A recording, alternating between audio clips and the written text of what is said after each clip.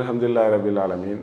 அன்பான சகோதரர்களே, ஷஅபான் மாதம் பிறந்துவிட்டது. ஒவ்வொரு மாதங்களிலேயும் இஸ்லாமிய மாதங்கள் ஒவ்வொன்றும் வரக்கூடிய நேரத்திலே நம்முடைய சமுதாய மக்கள்கிட்ட ஏராளமான பிதத்தான காரியங்கள் வரும். இப்போ ரம்லான் மாதம்னா அதுக்கு ஒன்று, ரஜபுன்னா ரஜப் 27 மெஹராஜ் பயணம் போனாங்க, விண்வெளி பயணம் போனாங்க அப்படின்னு சொல்லி அதில் ஒரு நிறைய பிதத்தான காரியங்கள் செய்வாங்க.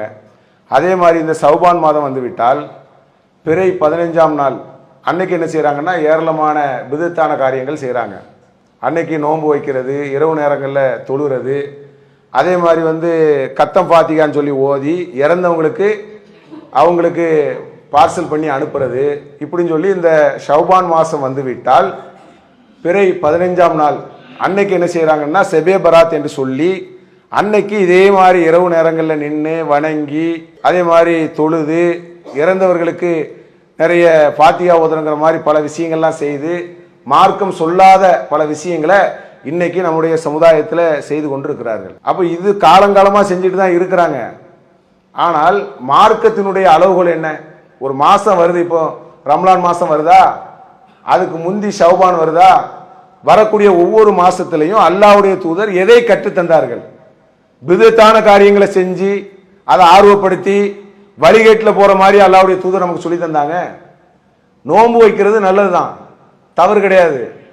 இரவு நின்று வணங்குறது நல்லதுதான், தவறு கிடையாது. ஆனால் அது ஒரு நாளில் இந்த நாள்ல இதை செய்யணும், இந்த நாள்ல இதை செய்யணும் அப்படின்னு தீர்மானம் செய்யறோம் இல்லையா? அதை செய்யக்கூடிய அதிகாரம் யாருக்கு இருக்கு? அதை அல்லாஹ்வுடைய தூதர் நமக்கு சொல்லி தந்தாங்களா? அல்லாஹ்வுடைய தூதருடைய வழிகாட்டுதலில் அது கிடையவே கிடையாது. அப்ப பின்னால் வந்திருக்கக்கூடிய ஒரு சமூக மக்கள் தொடர்ச்சியாக அதனுடைய விளைவு தான் இது.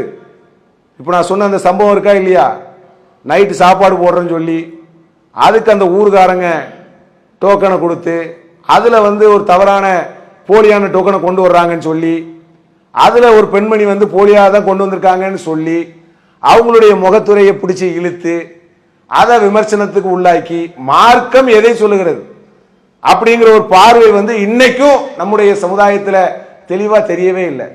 எதையாவது மார்க்கம் சொல்லாதத இபாதத்துங்கிற பேர்ல தன்னார்வமாக செய்து அதையே என்ன செய்யறாங்கன்னா ரொம்ப காலமா இழுத்துக்கிட்டு போய்கிட்டே இருக்கிறாங்க. அடுத்து ரம்லான் வருதா, அதை வரவேற்பதற்கு என்ன வழி? குர்ஆன் போன வருஷம் படிச்சதனுடைய நினைவு இருக்கா? அதனுடைய தொடர்ச்சி இருக்கா? போன வருஷம் ரம்லானுடைய பழக்க வழக்கங்கள் பண்புகள் அதனுடைய நன்மைகள் எல்லாம் இன்னைக்கு நம்ம கிட்ட தொடர்ச்சியா இருக்கா?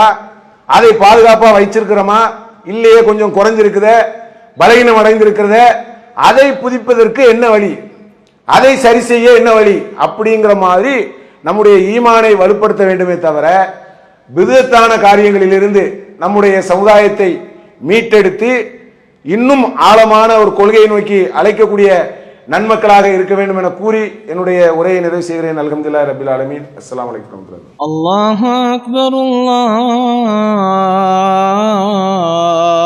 அக்பர்.